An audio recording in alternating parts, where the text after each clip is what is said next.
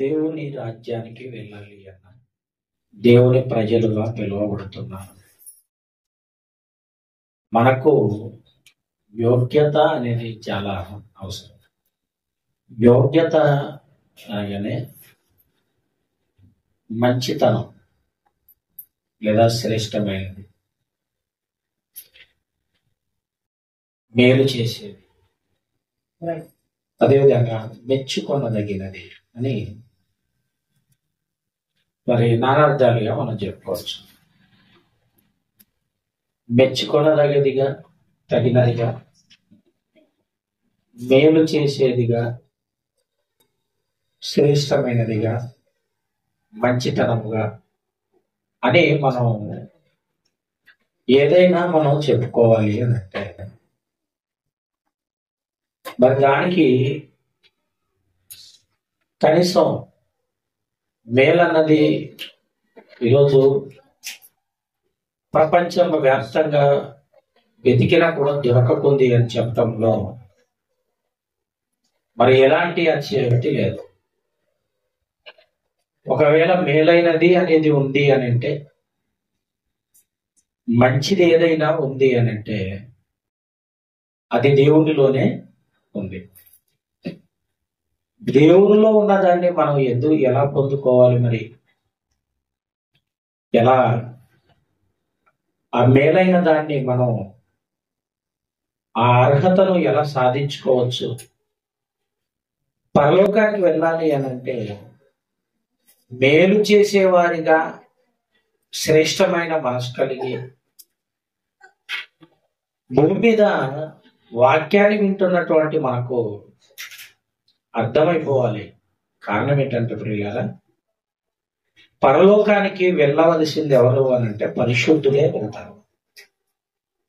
ఎందుకు పరిశుద్ధులే వెళ్తారు అని అంటే ప్రభు ఒక మాట అన్నాడు. ఏమన్నాడు? నేను పరిశుద్ధుని గనుక మీరును పరిశుద్ధులుగా ఉండుడి అని అంటాడు. నేను పరిశుద్ధుని, మీరు పరిశుద్ధులుగానే ఉండాలి. దానికి తగిన రెఫరెన్స్ కూడా మనకు బైబిల్లో దేవుడు రాయించాడు అన్నమాట. అదేంటంటే దేవుని ఎదుట పరిశుద్ధులుగా నిర్దోషులుగా ఉండవలెనని జగత్తు పునాది వేయబడక మునిపే ప్రేమ చేత ఆయన మనలను క్రీస్తులో ఏర్పరచుకున్నాడు అని రాయబడి ఉంటుంది. ఎఫెసు పత్రికలో 1వ అధ్యాయం 4వ వచనాలలో ఉంటదన్నమాట. ఎప్పుడు కూడా మనం చదువుతున్న మాటే అన్నమాట. దేవుని ఎదుట పరిశుద్ధులు, నిర్దోషులు. నిర్దోషులు అంటే ఎవరు? తప్పు చెయ్యని వారిని నిర్దోషులు అంటారు. దోషి అని అంటే నేరం చేసిన వాళ్ళని దోషులు అంటారు. దేవుని ఎదుట నేరము చెయ్యని వారిగా, దేవుని ఎదుట దోషాలు లేని వారిగా, నిర్దోషులుగా ఉండాలి, పరిశుద్ధులుగా ఉండాలి. పరలోకానికి వెళ్ళాలి అంటే మనం సాధించవలసినటువంటి అర్హత, యోగ్యత. ఒక డాక్టర్ కావాలి అని అంటే అతనికి ఎంబీబీఎస్ సర్టిఫికేట్ ఉండాలి. ఎంబీబీఎస్ సర్టిఫికేట్ ఉంటే అతడు దానికి అర్హత సాధించిన వాడిగా ఉంటాడు. ఇంజనీరింగ్ చదివిన వాడు ఇంజనీర్ కావాలి అని అంటే దానికి తగిన చదువు, అర్హత సాధించాలి. పోస్టులు అవి అని 1వ తరగతి కూడా చదవనోడు వెళ్ళి అప్లై చేసుకోవడానికి ప్రయత్నం చేసినాడు అనుకోండి, అర్థమవుతుందా మీకు? ఇప్పుడు పోస్టులు ఎక్కువ వేసింటారు అనుకుందాం ఉదాహరణకి. మరి ఉద్యోగానికి పోస్టులు పడ్డాయి, ఉద్యోగాలు ఉన్నాయట అని అందరూ ఎవరు పడితే వాళ్ళు పోయి అప్లై చేసుకోవడానికి వీల్లేదు. దానికంటే ఒక అర్హత, ఇదిగో ఫలానా చదువు ఉండాలి, ఫలానా సర్టిఫికేట్స్ ఉండాలి, ఫలానా టెక్నీషియన్ గా ట్రైనింగ్ అయి ఉండాలి, లేకపోతే అనుభవం ఉండాలి. ఇవన్నీ కూడా అర్హతలుగా కింద పెడుతుంటారు. ఒక ఉద్యోగానికి వెళ్ళేటప్పుడు దానికి తగిన అర్హత లేదా సర్టిఫికేట్స్ మనం సాధించుకోవాలి. అలా సాధించినప్పుడు లేదా మన దగ్గర ఉన్నప్పుడు వాటిని తీసుకెళ్ళి ఆన్లైన్లో అప్లై చేసినప్పుడు దానికి తగినటువంటి మరి ఎగ్జామో లేకపోతే ఇంటర్వ్యూలో జరిగి ఉద్యోగానికి మరి అవకాశం ఉంటుంది. దేవుని పిల్లలారా, భూమి మీద దేన్నైనా తీసుకోండి. ఒక తాపి మేస్త్రి ఇల్లు కట్టగలడు. అర్థమవుతుందా మీకు? ఒక తాపి మేస్త్రి ఇల్లు కట్టగలడు. ఒక ఇంజనీర్ రోడ్లు వేయగలడు. ఒక రోగిని బాగుపరచాలి అంటే డాక్టరు రోగిని బాగుపరచగలడు. పిల్లలకు చదువు నేర్పించాలి అంటే టీచరు నేర్పించగలడు. ఇవన్నీ ఏంటి అన్నప్పుడు అర్హత. అలాగే మనము కూడా పరలోకాన్ని పొందుకోవాలి, లేదా పరలోకానికి వెళ్ళాలి, పరలోక రాజ్యానికి వెళ్ళాలి అని అంటే యోగ్యతే దేవుని రాజ్యానికి అర్హత. ఈ యోగ్యత ఎప్పుడైతే మనం సాధిస్తామో పరలోకానికి వెళ్ళడానికి మనం నేర్చుకున్న లేకపోతే మనం సాధించిన యోగ్యత ఏంటి అంటే మంచితనం, శ్రేష్టమైనది, మెచ్చుకొనదగినది. ఎవరు మెచ్చుకొనదగినది? పరలోకంలో ఉన్న దేవుడు భూమి మీద ఉన్న మనుషులను మెచ్చుకొనదగినదిగా యోగ్యతను సాధించాలి. యోగ్యత అంటే ఎప్పుడైతే మేలైనవి చేయగలుగుతుంటామో మనం యోగ్యులుగా భూమి మీద బ్రతుకుతున్నాము అని అర్థం. మేలైనది పోకుండా కేవలం మన కుటుంబాన్నే జ్ఞాపకం చేసుకుని మన వాళ్ళ కొరకే బ్రతకడానికి ప్రయత్నం చేస్తున్నంటే మేలైనది మనలో ఎక్కడుంది చెప్పండి? కేవలం మన వారి కోసం, మన కోసం ఆలోచిస్తున్న వారిని ఏమంటారు చెప్పండి? స్వార్థపరులు అంటారు. మేలు చేసే వాళ్ళు ఎలా ఉంటారు అని అంటే, ఎదుటివానికి ఆకలి అవుతుందా, ఎదుటివానికి వస్త్రాలు లేవా, ఎదుటివానికి పొరుగువానికి భోజనం లేదా, పొరుగువానికి నీళ్లు మరి దాహం వేస్తుందా, కేవలం మన కొరకే కాదు ఎదుటివాని గురించి ఆలోచించి అతనికి తగిన సహాయాన్ని మన ద్వారా అందించటములో అది మేలైన కార్యం. లేకపోతే మనకు మనముగా ఎలాగైతే ఒక మాటలు దేవుడు చెప్పాడో, ఏం చెప్పాడు? నిన్ను వలె నీ పొరుగు వాడిని ప్రేమించు అన్నాడు. నిన్ను వలె అంటే నీకేం తక్కువ ఉంది? పోనీ నీకు ఏమేమి ఉన్నాయి? వాటిలో ఎదుటివానికి లేదా పొరుగువానికి కూడా ఉన్నాయా లేదా?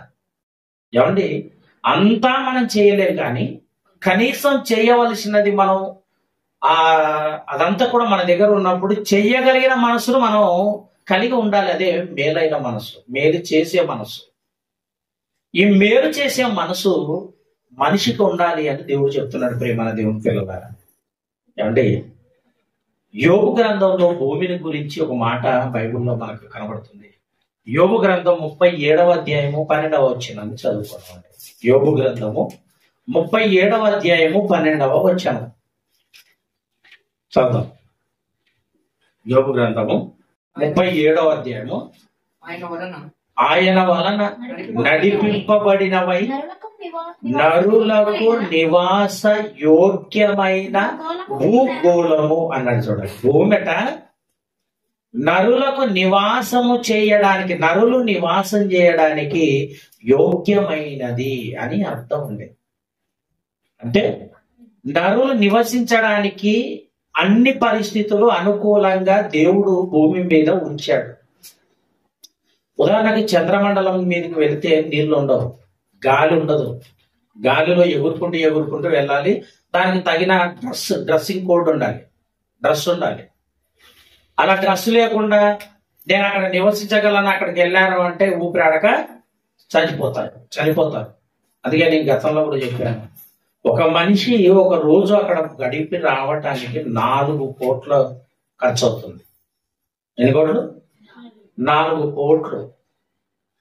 మనం భూమి మీద బ్రతకడానికి ఎన్ని కోట్లు కావాలి? ఎన్ని కోట్లు అవసరం లేదు. అన్నం దొరుకుతుంది ఎక్కడో అక్కడ, అర్థమవుతుందా? పని దొరుకుతుంది ఎక్కడో అక్కడ, కడుపు నిండుతుంది ఎక్కడో అక్కడ, దాహం తీరుతుంది ఎక్కడో అక్కడ, భూమి మీద ఎక్కడో అక్కడ. ఎక్కడున్నా నీళ్ళు మన దాహం తీరుస్తాయి, ఆహారం మన ఆకలి తీరుస్తుంది, మన శరీరానికి కావలసిన వస్త్రాలు దొరుకుతాయి. అన్నీ కూడా అనుకూలంగా ఉంటాయి. మనకు డ్రెస్ కోడ్ అవసరం లేదు ఇక్కడ. డ్రెస్ కోడ్ అవసరం లేదు. ఎవరు ఏ వస్త్రాలనైనా ధరించుకోవచ్చు, ఎవరు ఏ ఆహారమైనా తినొచ్చు, ఎవరు ఏ వాటర్ అయినా తాగొచ్చు. ఎందుకంటే వాటర్లో కూడా మరి రకాలు ఉన్నాయి కదా. మున్సిపాలిటీ వాటర్ ఉంటుంది, మినరల్ వాటర్ ఉంటుంది, అమెజాన్ అడవుల నుంచి వచ్చిన వాటర్ ఉంటుంది. ఒక బాటిల్ అండి, 1 లీటర్ బాటిల్ సుమారుగా 60,000 రూపాయలు పడేటువంటి ఒక వాటర్ బాటిల్ కూడా ఉన్నాయి. ఈరోజు మరి విరాట్ కోహ్లీ ఉన్నాడు కదండి, క్రికెటర్ విరాట్ కోహ్లీ. అతడు తాగే నీరు యొక్క బాటిల్ ఏంటో తెలుసా? ఎంతనో తెలుసా? ఒక బాటిల్ సుమారుగా ఏమండి 28,000 పైచిలుకు ఒక బాటిల్, లీటర్ బాటిల్. ఏం మన నీళ్ళు తాగడా? తాగడు. ఎందుకు తాగడు అని అంటే, అతనికి ఆ నీళ్లు త్రాగి, అంటే అమెజాన్ అడవుల్లో నుంచి ఎక్కడైతే ఈ నీటి బుగ్గ పుడుతుందో ఏమండి, అక్కడ ఆ నీళ్లు తీసుకొస్తారు. చాలా స్వచ్ఛమైన నీళ్ళు అవి, చాలా స్వచ్ఛమైన నీళ్ళు. అంటే మనం ఫిల్టర్ పట్టుకున్నప్పుడు ఆ నీళ్ళే మనకి ఎలా కనపడతాయి? చాలా స్వచ్ఛంగా కనపడుతుంటాయి. ప్యూరిట్ మిషన్ తీసుకుంటుంటారు, ఇంట్లో పెట్టుకుంటుంటారు. ఆ ప్యూరిట్ మిషన్ లో నుంచి వచ్చిన నీళ్ళు ఎలా ఉంటాయి అంటే చాలా స్వచ్ఛంగా ఉంటాయి. కానీ దానికంటే స్వచ్ఛంగా అడవిలో నుంచి ఒక నీటి బుగ్గ పుడుతుందట. అక్కడి నుంచి తీసుకొచ్చిన నీళ్లు ఈ ముఖేష్ అంబానీ కానివ్వండి, అనంత్ అంబానీ కానివ్వండి, నీతూ అంబానీ కానివ్వండి, ఏమండి, లేకపోతే విరాట్ కోహ్లీ కానివ్వండి, ఎంఎస్ ధోని కానివ్వండి, సచిన్ టెండూల్కర్, వీళ్ళందరూ కూడానండి చాలా విలువైన వాటర్ తాగుతుంటారు. అంటే ఎవరు ఏ వాటర్ తాగాలన్నా, ఎవరు ఏ ఫుడ్ తినాలన్నా, ఎవరు ఏ వస్త్రాలు ధరించాలి అన్నా, ఏ ఆహారం తినాలన్నా, ఎక్కడ ఏదైనా కానీ వాళ్ళ పరిస్థితులను బట్టి, వాళ్ళ అర్హతను బట్టి, వాళ్ళ ఏమంటే సంపాదనను బట్టి వాళ్ళు ఏది తింటారో అది తినగలరు, ఉండగలరు. కారణం భూమి మీద ఉన్నాం. ఇప్పుడు వాళ్ళైనా భూమి మీదనే ఉన్నారు, మనమైనా భూమి మీదనే ఉన్నాం. దేవుడు ఏమన్నాడు? నరులకు నివాస యోగ్యమైనది భూమి అన్నాడు. అంటే మనుషులు అన్ని రకాలుగా అన్ని పరిస్థితులను తాలుకొని, అన్ని పరిస్థితులకు తట్టుకొని, అన్ని పరిస్థితులు ఏమంటే అన్ని అనుకూలంగా ఉండేటువంటి గ్రహం ఏదైనా ఉంది అని అంటే అది భూమి మాత్రమే. ఆలోచించండి. ఇప్పుడు ఆకాశంలో ఎన్నో గ్రహాలు ఉన్నాయి, భూమి కంటే చాలా పెద్దవి, భూమి కంటే చాలా పెద్దవి. చంద్రుని మొదలుకొని అన్ని కూడా చాలా పెద్దవి. అలాంటి పెద్దగా ఉన్నటువంటి అవన్నీ కూడానండి కేవలం భూగోళం కోసమే అవన్నీ కూడా పనిచేస్తున్నాయి. సూర్యుని పని చేసిన భూమి కోసమే, అంటే భూమి మీద మనుషుల కోసం. చంద్రుడు పని చేసిన భూమి మీద మనుషుల కోసం. బుధుడు పని చేసిన భూమి మీద మనుషుల కోసం. ఇవన్నీ ఆకాశంలో అవసరమా? నక్షత్రాలు అవసరమా? లేకపోతే ఈ గ్రహాలు అవసరమా? సూర్యుడు అవసరమా? చంద్రుడు అవసరమా అనంటే భూమి మీద ఉండేటువంటి మనుషులకు ఇవన్నీ కూడా చాలా అవసరమని దేవుడు అన్నీ ఉంచాడు కనుకనే నివాస యోగ్యమైనది. మనిషికి నీళ్లు మేలైనది, మనుషులకు ఆహారం మేలైనది, మనుషులకు వస్త్రాలు మేలైనది, మనుషులకు నివాసాలు మేలైనవి. మంచిది అనుకుంటాం. ఇల్లు కట్టుకుంటే తప్పు అని అనుకుంటారు ఎవరైనా? ఆలోచించండి. ఇల్లు కట్టుకుంటే తప్పు అని ఎవరైనా అనుకుంటారా? మరి ఇంట్లో కాకుండా రోడ్ల మీద బతుకుతారు ఎవరైనా? మంచే కదా అది, మంచి. నీళ్లు తాగితే తప్పు అంటారు ఎవరైనా? అనరు. కనుక మనిషికి మేలు చేసేటివన్నీ కూడా భూమి మీద దేవుడు సమకూర్చి పెట్టాడు కనుక మనుషులు నివసించడానికి యోగ్యమైనదిగా భూగోళం సిద్ధపడింది. ప్రేమ దేవుడి పిల్లలారంటే భూమిని చేసిన యోగ్యమైనదిగా దేవుడు చేశాడు. ఎందుకు? ఇవన్నీ కూడా పాఠాలు మనకు నేర్పిస్తుంటాయి. భూమి యోగ్యమైనది అని దేవుడు చెప్తున్నాడు అని అంటే ఆ యోగ్యత భూమిలోనే కాదు, నీలో కూడా ఉండాలి అని అర్థం. ఆ యోగ్యత భూమికే కాదు, భూమి మీదనే కాదు, భూమి లోపలే కాదు, నీలో కూడా మేలైన మంచి చేసే మనస్సు నీకు ఉండాలి అని ఒక భూమి మనకు నేర్పిస్తుంది. ప్రేమ దేవుని పిల్లలారా, అర్థమవుతుందా? ఏమండి, ఒక రైతు పొలంలోకి వెళ్ళిన తర్వాత విత్తనాలు చల్లుతుంటాడు. అన్ని మంచి నేలనే పడాలని రూల్ ఏం లేదు. ఇది మరి అలా జరుగుతున్నప్పుడు అండి కొన్ని విత్తనాలు రోడ్డు మీదకి వెళ్తాయి, కొన్ని విత్తనాలు రాళ్ల మీద పడతాయి, కొన్ని విత్తనాలు కంపలో పడతాయి ముళ్ళ పొదలో, మరికొన్ని విత్తనాలు మంచి నేలలో పడతాయి. దాని గురించి ఉపమానం కూడా చెబుతున్నాడు యేసుప్రభుల వారు. ఆ మాట చదువుతున్నప్పుడు అండి నిజంగా చాలా అసలు వాక్యాన్ని మనం ఏ స్థితిలో మనం అర్థం చేసుకుంటున్నామో, అసలు మన మనస్సు ముళ్ళ కంపన హృదయానికి గురించి చెప్తున్నాడు, పొలం గురించి కాదు ఇక్కడ. అర్థమవుతుందా మీకు? పొలము గురించి కాదు దేవుడు చెప్తుంది, ప్రభువు చెప్తుంది. ఏం గురించి చెప్తున్నాడు అంటే మన హృదయాలు, ఇక్కడ వచ్చినటువంటి వారి హృదయాలలో ఒక్కొక్కరిది ఒక ఆలోచన ఉంటుంది, ఒక్కొక్కరిది ఒక ఆలోచన విధానం కలిగి ఉంటుంది హృదయం. నా హృదయం వేరు, మీ హృదయాలు వేరు. మన హృదయాలు ఎలా ఉంటాయి అని అంటే మనం ఏదైతే చెయ్యాలో దాని గురించి ఆలోచిస్తుంటాం. మన హృదయం అంతా కూడా దాని గురించి ఆలోచిస్తుంటాం. నిజంగా చెప్తున్నానండి, నా హృదయం ఏం ఆలోచిస్తుంది మీకు అందరికి అర్థమైపోయింది. నా హృదయం ఏం ఆలోచిస్తుందో తెలుసా? చర్చి చర్చి చర్చి చర్చి అని ఉంటుంది. చర్చి తర్వాత మీటింగ్ ఉంది. మీ హృదయాలు ఏం ఆలోచిస్తుంటాయి? కొందరికి ఇల్లు, కొందరికి అప్పులు, కొందరికి వస్త్రాలు, కొందరికి బంగారం, కొందరికి పనులు, ఈ హృదయాలు ఉంటాయి.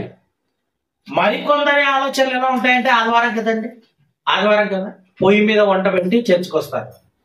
ఈమె వాక్యం మీద హృదయం ఉండదు, కానీ ఈమె హృదయం ఎక్కడుంది? పొయ్యి మీద వంట మీద ఉంది. ఎవరిని మటన్ తెచ్చుకుంటారు, మంచి వంటకాలు చేసుకోవాలని అనుకుంటారు, అక్కడ పెట్టి ఇక్కడ వచ్చి కూర్చుంటే నీ హృదయం ఆడుందా చెప్పండి?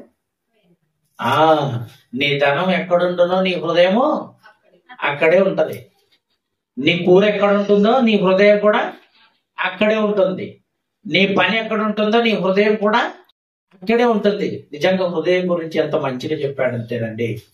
ఏమండి? లూకాసు వార్త చూద్దాం. లూకాసు వార్తలో క్లియర్ గా ఉంటది 8వ అధ్యాయము. లూకాసు వార్త 8వ అధ్యాయం 12 నుంచి ఉంటుంది. 15వ వచనం చదవండి. 15వ వచనం చదవండి. లూకాసు వార్త 8వ అధ్యాయము 15వ వచనం.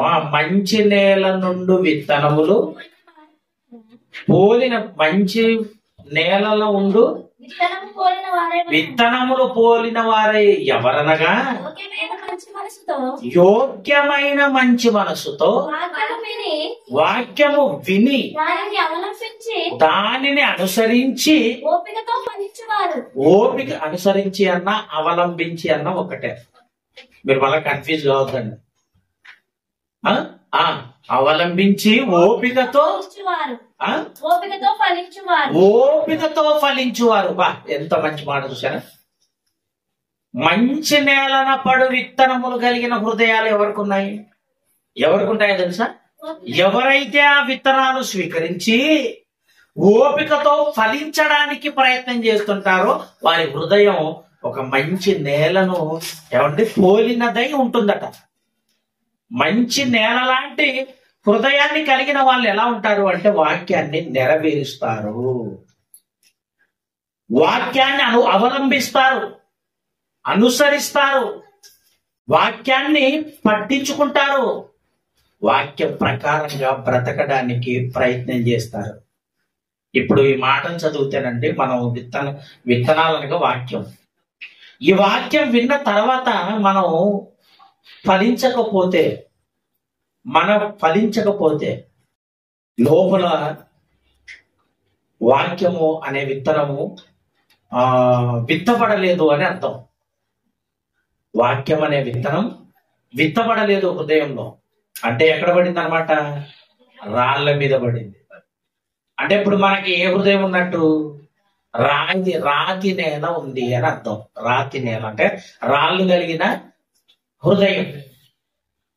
ఒకవేళ ఫలించింది అనుకోండి, కొంతవరకు ఫలించింది అనుకోండి, కొంతవరకు కింద రాళ్ళు ఉంటాయి.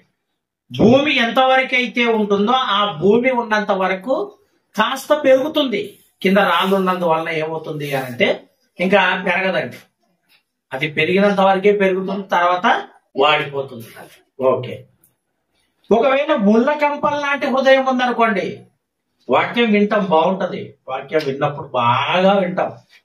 ఆ విన్నటువంటి వాక్యం ఎదుగుతున్న సమయంలో ఏమవుతుంది అంటే కంపలు అడ్డం వస్తాయి కనుక ఎదుగుతున్న ఈ మంచి చెట్లకు ఏమవుతుంది అని అంటే అవి ఆ కంప చెట్లు ఒత్తేస్తాయి. ఏంటి ఆ కంపలు అని అంటే మన సమస్యలే. సమస్యలు కలిగిన హృదయం ఉందనుకోండి, కంపలు మన హృదయంలో కంపలు కాసాయని అర్థం. ఇక వాక్యము ఏం అర్థం కాదు. ఆ వాక్యముని ఈ కంపలన్నిటికీ తొక్కేస్తాయి ప్రేమైన వాళ్ళ. అంటే ఈ లోక సంబంధమైన జీవన వ్యాపారంలో చిక్కుకున్న తర్వాత అందులో నుంచి బయటకు రావడానికి లేదా కంపల్లో నుంచి బయటకు రావడానికి చాలా చాలా చాలా సమయం పడుతుంది ప్రేమైన వాళ్ళ. చాలా సమయం పడుతుంది కనుక ఇదిగో మన హృదయము ఏ లక్షణాన్ని కలిగి ఉంటుంది? మంచి నేలను కలిగి ఉందా, రాతి నేలను కలిగి ఉందా, కంపల్ లాంటి మనసు దాన్ని ఎవరిని ఆ మనసు కలిగి ఉందా? ఆలోచించండి. రోడ్డు మీద పడిన మనసు లాంటి మనసు కలిగి ఉందా? కనుక వాక్యం నెరవేరుస్తున్నాము అని అంటే యోగ్యమైన మనసు మనకు ఉంది అని అర్థం ప్రేమల దేవుని పిల్లలు. దాని గురించి చెప్తున్నాడు. వాక్యాన్ని విన్న తర్వాత వాటిని అవలంబించి యోగ్యమైనదిగా ఎప్పుడైతే ఫలిస్తుందో ఆ వాక్యాన్ని నెరవేర్చేవారిగా ఉంటున్నాము అని అర్థం. అంటే ఇతడు యోగ్యుడు, ఇతడు యోగ్యుడు. తిమోతికి రాసిన 2వ పత్రికలో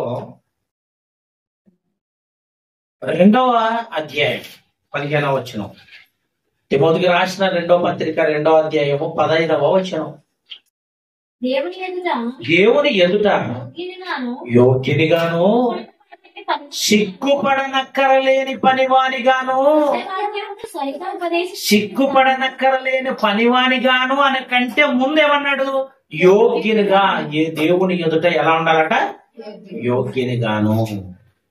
దేవుని ఎదుట యోగ్యునిగాను, నిర్దోషిగాను, పరిశుద్ధునిగాను దేవుని ఎదుట ఉండాలట.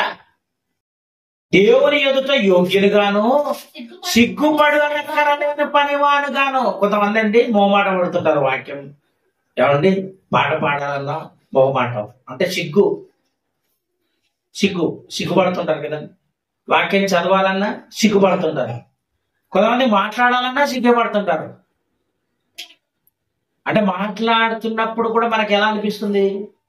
వాక్యం విన్న తర్వాత ఒక క్రైస్తవుడిగా, ప్రభువు బిడ్డగా లేదా క్రైస్తవ జనాంగంలో ఉన్నటువంటి మనం ఎలా ఉండాలట?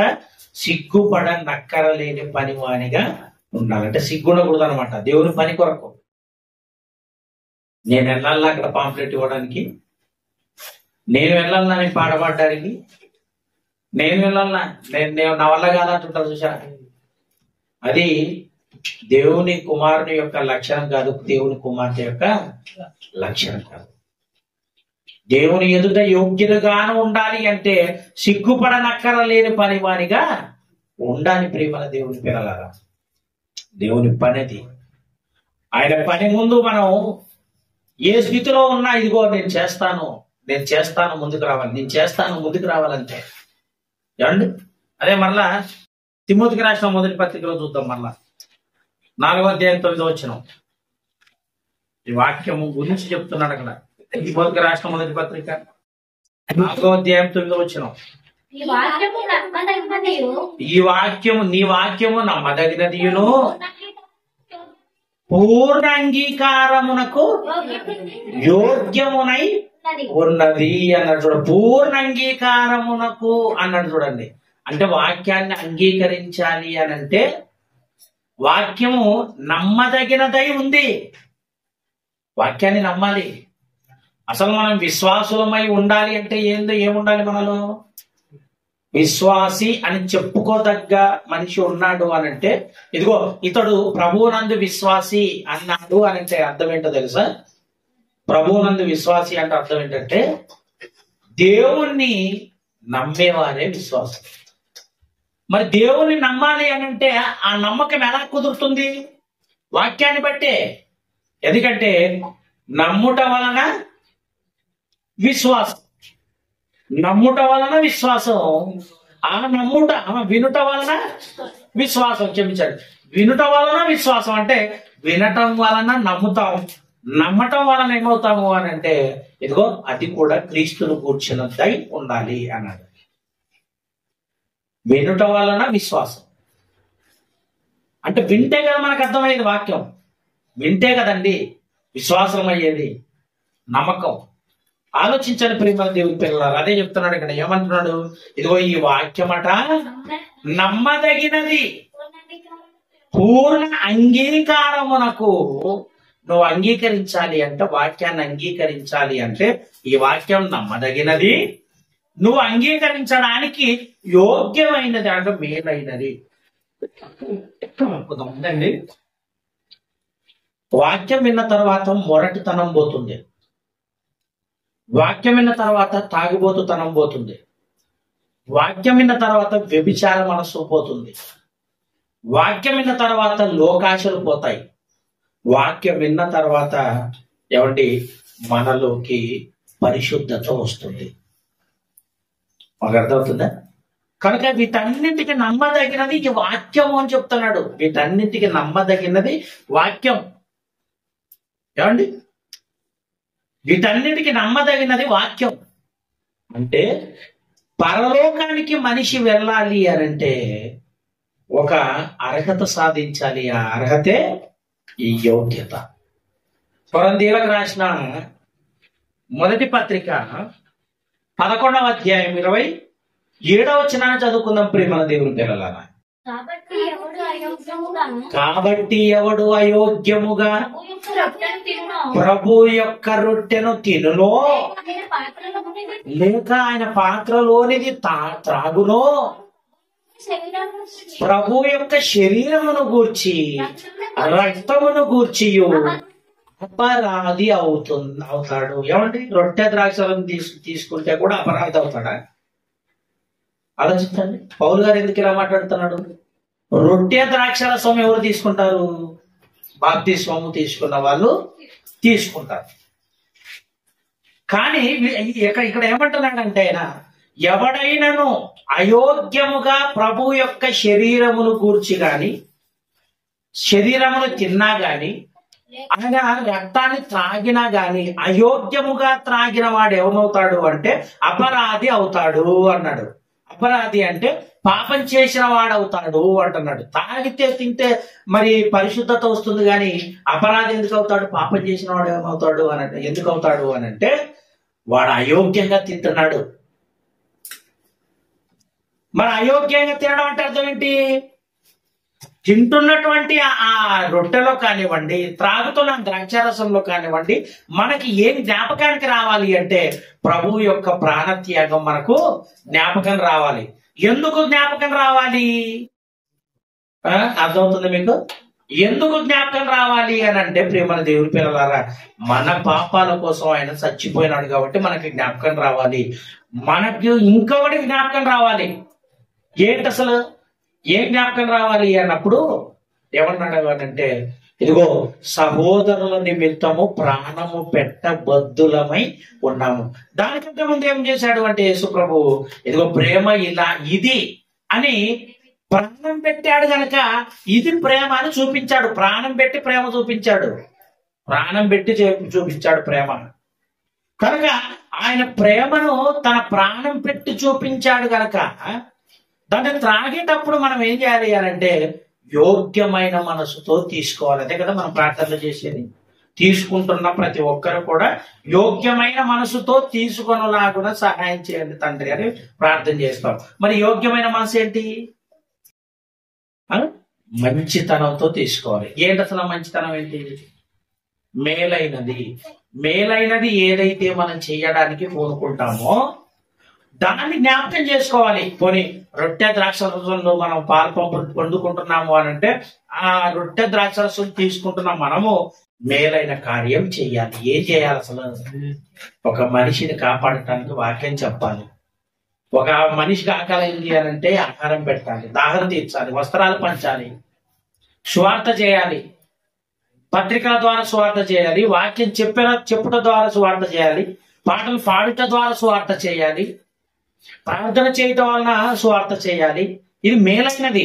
అలా మేలైనది చెయ్యాలి అనే భావనతో అది యోగ్యమైన మనసుతో తీసుకోవడం అంటే.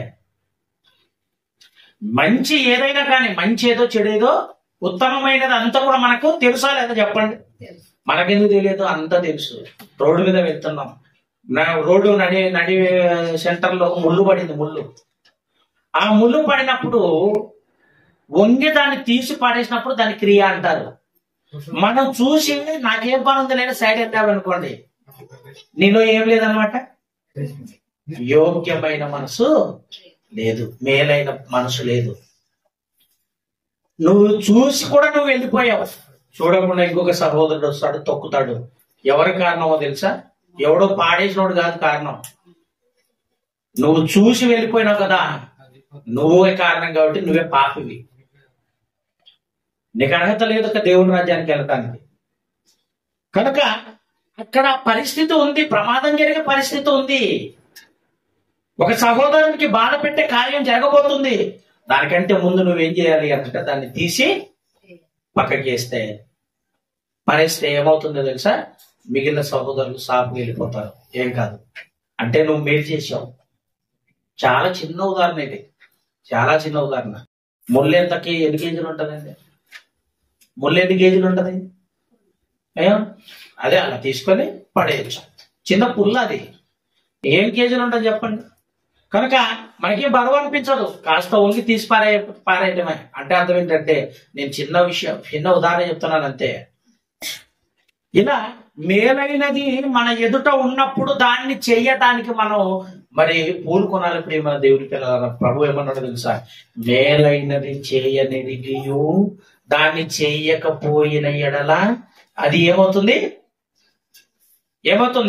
పాపం అవుతుంది. బైబిల్లో దేవుని మాట, పాపం అవుతుంది. మేలైనది చేయనెరిగి ఆ ముళ్ళు తీసేస్తే వేరే వాళ్ళు తొక్కరు కదా అనేది తెలదా మనకు? తెలుసా తెలియదా?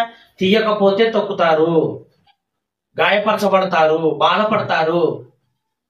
అది మనకు తెలిసి కూడా చెయ్యలేదు అంటే దాన్ని ఏమన్నాడు అంటే దేవుడు, ఇదిగో నువ్వు పాపం చేశావు, పాపలకు పరలోకంలో అర్హత లేదు.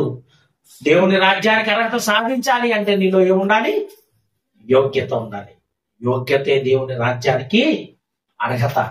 ఆ అర్హతను మనం సాధించాలి. ప్రియమైన వాళ్ళ వాక్యాన్ని బట్టి మనిషిలో మేలైన మాట రాకపోవచ్చు, రాజకీయ నాయకులలో మేలైన మాట రాకపోవచ్చు, మనుషులలో ఎంత మంచి వాళ్ళైనా మేలైనది రాకపోవచ్చు. కానీ దేవుని మనసులో నుండి ఏమొస్తుందో తెలుసా? మేలైనది వస్తుంది. ఆ మేలైనది ఎప్పుడైతే చెయ్యాలనుకుంటామో ఆ పరలోకానికి మనం వెళ్ళడానికి యోగ్యతను సాధిస్తున్నాము అని అర్థం. ప్రేమల దేవుని పిల్లలారా, అది ఎంతవరకు సాధించాలి అని అంటే మన గొంతులో ప్రాణం ఉన్నంత వరకు మేలైనది చేయడానికి ప్రయత్నం చేయాలి. అది ప్రభు మనకు నేర్పిస్తున్న మార్గం. ప్రేమల దేవుని పిల్లలారా, ఆలోచించండి. కాబట్టి మనందరం కూడా యోగ్యతను సాధించే వారిగా ఉండాలని ప్రేమపూర్వకంగా మీ అందరికి హెచ్చరిస్తూ, నన్ను నేను ఈ వాక్యం ద్వారా హెచ్చరించుకుంటూ ఈ మాటలు ఇద్దరితో ముగిస్తున్నాను.